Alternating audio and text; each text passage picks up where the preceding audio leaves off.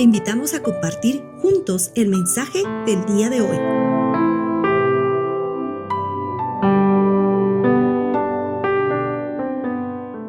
Hola queridos amigos, quienes nos acompañan a través de cada estudio de la Biblia que hemos empezado ya hace unas semanas, que es el libro de Oseas. Sean ustedes muy bienvenidos a un nuevo estudio que tenemos hoy, el capítulo 10, veremos en esta oportunidad. Les agradecemos por su compañía y bueno, les invito a que puedan tener la Biblia en mano, tal vez un cuaderno de apuntes o mucha concentración para poder entender este capítulo, ¿sí? Lo vamos a ver de la manera más efectiva posible. Eso espero, que ustedes puedan realmente tener la transmisión de lo que significa el corazón de este capítulo. Pero ¿qué les parece que vamos a orar para tomar este tiempo juntos y vamos a pedirle al Espíritu Santo que nos guíe al entendimiento de la palabra, ¿sí?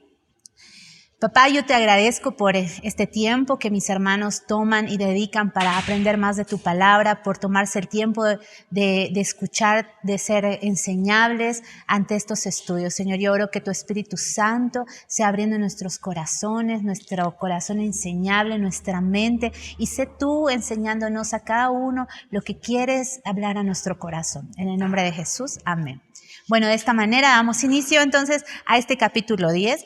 Yo voy a leerlo en la versión NTV junto con la Reina Valera para que podamos tener una visión mucho más amplia de lo que significa este capítulo, ¿ok? Bueno, este capítulo titula Juicio de Dios contra Israel. ¡Wow! ¡Qué fuerte! ¿Te imaginas que un archivo de demanda en algún juzgado sea juicio de Dios contra, pon tu nombre, por ejemplo, contra mí? Juicio de Dios contra Carla. ¿No es fuerte? Puede ser cualquier persona que levante la demanda, pero cuando es Dios, cuando el juicio viene de parte de Dios, eso realmente tiene un peso diferente en nuestras vidas. Y así estaba el pueblo de Israel. Pero vamos a ver cómo empieza este capítulo, que es muy interesante porque Dios empieza afirmando lo que realmente Israel es, pero cómo ellos tomaron otro camino en medio de lo bueno que tenían. Empieza así, dice en la Reina Valera: Israel es una frondosa viña que da abundante fruto para sí mismo, conforme a la abundancia de su fruto. Hasta ahí vamos a ver. No dice, empieza exaltándolos, que son una frondosa viña y que dan abundante fruto, pero que conforme a la bondad de su tierra aumentaron sus ídolos. En NTV dice, la gente mientras más se enriquece, más altares paganos construye. Entonces vemos aquí un primer pecado dentro de los cuales Dios está levantando este juicio contra Israel, y es la idolatría. Ya sabemos que la idolatría es todo aquello que quita el lugar de Dios en nuestros corazones. Y en el pueblo de Israel realmente habían ídolos físicos, pero también ídolos en su corazón. Desde tiempos antiguos, desde que ellos salieron de Egipto. Incluso antes, pero se hizo mucho más evidente porque el Dios de Israel los saca de Egipto, y en medio de esos milagros que ellos vieron, no fueron leales con aquello que Dios hizo por ellos. Les voy a resumir, vamos a destacar algunos versículos, sí, pero quiero resumirles qué pecados son los que en el capítulo 10 podemos ver por los cuales Dios fundamenta su juicio. Entonces, empezamos con esto de la idolatría, ¿sí? Ellos creaban santuarios a otros ídolos. Creaban altares. ¿Qué son los altares? Es el lugar donde tú te encuentras con Dios. Creaban altares donde adoraban a otros dioses. Mi pregunta para ti es hoy, en el primer pecado, en la idolatría, ¿qué está ocupando tu corazón?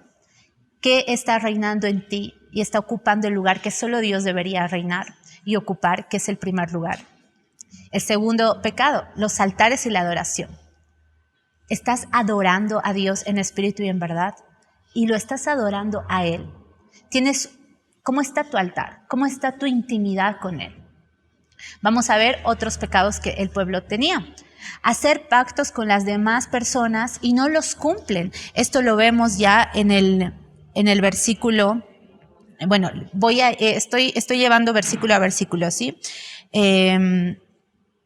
Y vemos que también ellos tienen esta facilidad de hacer pactos, de prometer cosas a las personas y sin embargo no las cumplen. Eso está en el versículo 4.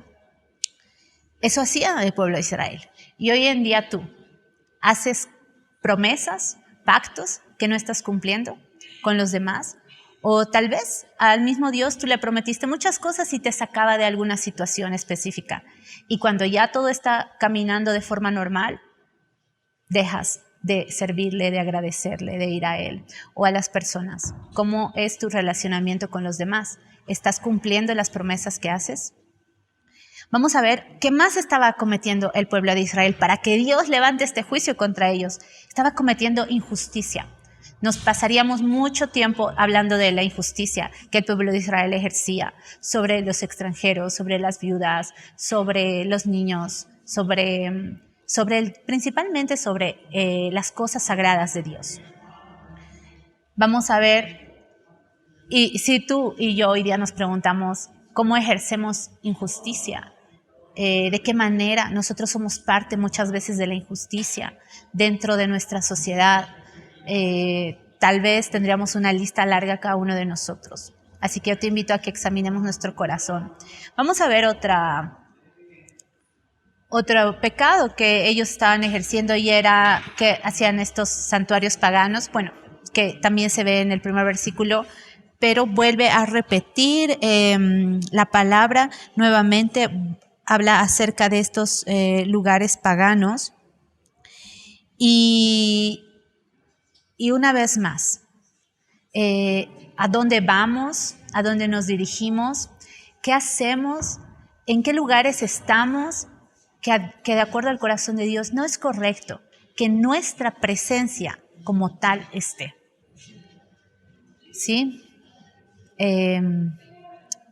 Dar ejemplos probablemente pueda causar alguna controversia, por lo que no lo voy a hacer, pero tú sabes a qué me refiero, hablando de lugares específicos donde tú y yo no debemos estar, porque esos lugares no honran a Dios.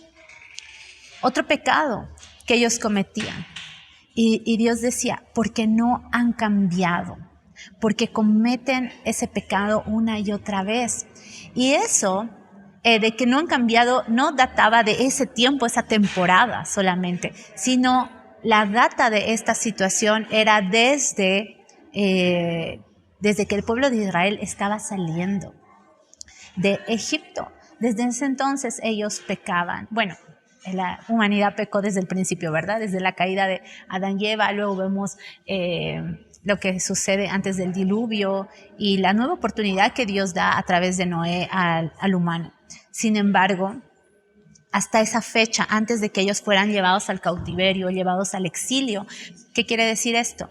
Que antes de que ellos fueran sacados de su tierra para ir en yugo bajo el imperio de los asirios, hasta ese momento ellos continuaban pecando. Dios les había advertido a través de muchos profetas que llegaría el momento del juicio. De hecho, lo que estamos leyendo, el juicio de Dios contra Israel, es una profecía.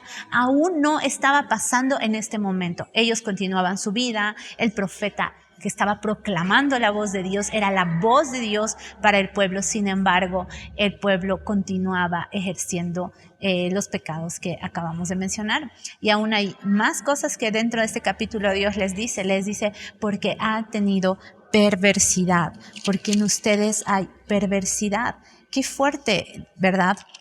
Qué fuerte es cuando Dios habla que en el corazón hay perversidad, que hay maldad, que no hay un pensamiento, un sentimiento bueno para los demás.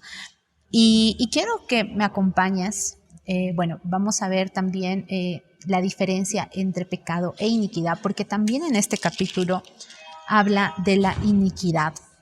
En el versículo 9 dice, desde los días de Gabá has pecado, oh Israel, allí estuvieron, no los tomó la batalla en Gabá contra los inicuos, y los castigaré cuando lo desee, y pueblos se juntarán sobre ellos cuando sean atados por su doble crimen. Wow, vamos a leer, eso estaba en la Reina Valera, vamos a leerlo en la NTV. Dice, Ahora cuando concuerde con mis planes, también a ustedes los atacaré. Llamaré a los ejércitos de las naciones para castigarlos por sus múltiples pecados. Y bueno, cuando Dios se refiere al pecado y a la iniquidad como tal, lo que Él está hablando son de dos cosas diferentes. Porque si bien la iniquidad es pecado, no todo pecado es iniquidad. Y vale la pena aclarar, creo, este punto es muy importante. ¿Por qué? Porque el pecado es una acción, es un fallo, es errar en el blanco, ¿sí? Sí, eso es el pecado, es errar, e incluso se puede errar por primera vez y única vez. Si te arrepientes, vas a Dios, ese pecado puede quedar ahí. En cambio, la iniquidad lo que hace es que es un pecado sin cargo de conciencia. Es un pecado además repetitivo, que no necesariamente nace en la persona, sino puede haber nacido en sus antepasados y en las generaciones. Por lo que acá Dios diferencia esto y les dice que han pecado, han desobedecido a los mandamientos. Y bueno, lo vamos viendo también en el transcurso de los capítulos anteriores. Y en la iniquidad es cuando la mente se cauteriza y vemos que el pueblo de Israel por generaciones ha cometido los mismos pecados. Por ejemplo, el de la idolatría. Es algo que no ha cambiado, es algo que no ha sido modificado. No ha habido la persona o la generación que diga hasta aquí, no hay más pecado, no hay la generación que haya sido capaz, no hubo la generación que haya sido capaz de cortar los pecados de sus antepasados. Por lo que, entonces, quiero que paremos aquí, para ti y para mí. Vamos a aplicarla a nuestra vida.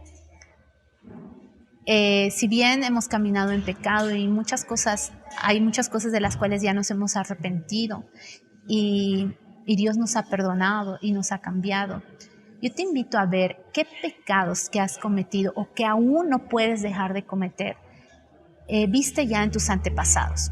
Puede ser que ellos hayan sido cristianos y puede ser que no, pero tú ya has visto cosas que conforme a la palabra de Dios no está bien. ¿Qué es lo que tú has visto? Por ejemplo, no sé, hay muchos pecados generacionales que se repiten, como el adulterio, el divorcio, el alcoholismo, bueno, y cosas que no se ven, como, no sé, el chisme, la crítica, la mentira, que son los pecados que hoy en día te tienen dentro de esta línea repetitiva que es iniquidad. ¿Cuál es la iniquidad de tus generaciones? Y si tú identificas una de ellas en tus generaciones hoy, o en el transcurso de los días que vengas orando, preguntándole a Dios en los pecados de tu familia e identifiques generacionalmente esto, yo te invito a que tú seas renunciando a esto, que tú no simplemente ores en contra de esto y tomes la decisión de cortar, sino que tú actúes, que tú des ese paso, que corte con la maldición generacional de tu familia. En mi caso, hay una situación que yo identifiqué fuertemente y a partir de que me di cuenta, yo corté. Obviamente, mi alrededor se puso en contra, obviamente no fue algo agradable, porque si bien tú no vas a decir que algo está mal, probablemente tu vida misma representa que eso que tus generaciones están haciendo no está bien. Y tu vida les muestra que tú quieres agradar a Dios. Entonces es muy confrontante. Sin embargo, aquí entra lo que es muy importante y es el temor a Dios. Esa aclaración yo quería hacerte de la iniquidad y el pecado. Y vamos a continuar. Te invito al versículo 12. ¿Sí? ¿Me acompañas? Ya estamos terminando. Son 15 versículos. Pero quiero destacar este versículo. Dice, yo dije, planten buenas semillas de justicia y levantarán una cosecha de amor. Aren la dura tierra de sus corazones, porque ahora es tiempo de buscar al Señor, para que Él venga y haga llover justicia sobre ustedes. wow, esta parte es tan importante y yo te pido que te detengas a analizarla mucho más. Capítulo 10, versículo 12 de Oseas. Dios dice, es el tiempo de buscar a Jehová para que Él haga justicia. Muchas veces para nosotros escuchar justicia de Dios es miedo, es temor. No temor del amor que uno y la reverencia hacia Él, sino ese miedo que tú dices, no, que no venga el juicio de Dios sobre mí. Pero el pueblo de Israel tenía que hacer esta oración y decir, ok, Jehová, Dios, ¿cuál es tu camino? ¿Cuál es tu justicia? Y muchas veces la justicia de Dios, el 100% de las veces, es muy diferente a la que nosotros creemos. Y aquí se ve el amor de Dios por el pueblo, porque Él entonces les está aconsejando ir a Él. Y Él no puede aconsejar, vengan a mí, si Él no va a estar ahí.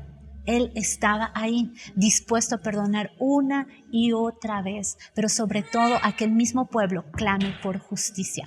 Y eso es tan necesario hoy en día para nuestra vida, para nuestra sociedad, para el mundo como está. Clamemos, pidamos la justicia de Dios en todas estas áreas. Y ya para terminar, quiero que me acompañes al versículo 15, que vamos a leerlo. En la NTV dice, habitantes de Betel, debido a su gran maldad les espera el mismo destino. Cuando amanezca el día del juicio, el rey de Israel será completamente destruido. Aquí quiero destacar que dice, habitantes de Betel. ¿Qué significa Betel? Significa casa de Dios. ¿Se imaginan? Todo el capítulo habla de los pecados que el pueblo de Israel cometió. Sin embargo, Dios los afirma en su identidad y les dice casa de Dios.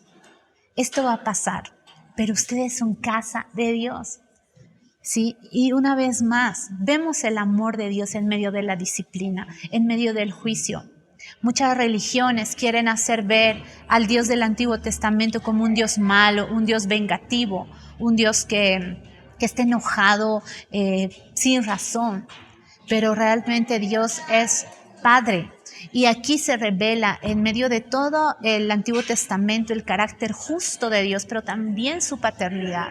Ese Padre que disciplina y ese juez que como Él no hay otro, que es justo. Y viene con ese amor envolvente a decir casa de Dios. Casa de Dios. Así ha sido tu gran maldad y por causa de eso va a pasar esto. Como cuando un papá le dice, hijito mío, yo te amo, pero esto no estaba bien. Y por eso esta es la forma en la que yo te voy a disciplinar. Yo te invito a que abras tu corazón para el próximo capítulo. Porque si bien este capítulo es el juicio de Dios contra Israel, en el próximo tú podrás ver cómo a pesar de todos estos pecados que pudimos ver a grandes rasgos, Dios empieza diciendo, y te quiero dar un adelanto de este capítulo, y dice, cuando Israel era muchacho, yo lo amé, y de Egipto llamé a mi hijo. Y te dejo así con la introducción a este capítulo que sin duda va a estar muy interesante la próxima semana. Y te invito a meditar previamente y a analizar, y como dice el Salmo, que el Señor pueda ser sondeando nuestro corazón y creando un espíritu recto dentro de nosotros. Y de esta manera nosotros llegamos al final de este capítulo 10, que espero haya sido de mucha bendición para ti, como lo fue para mí, una vez más, viendo al espejo que es la palabra, viendo en qué estamos mal y pidiéndole al único que nos puede transformar, que realmente cambie esto en nuestro corazón. No nos diferencia nada del pueblo de Israel si es que a tiempo no nos paramos y buscamos al Señor. Que Dios te bendiga y te esperamos la próxima semana con el próximo capítulo. Un abrazo a cada uno de ustedes.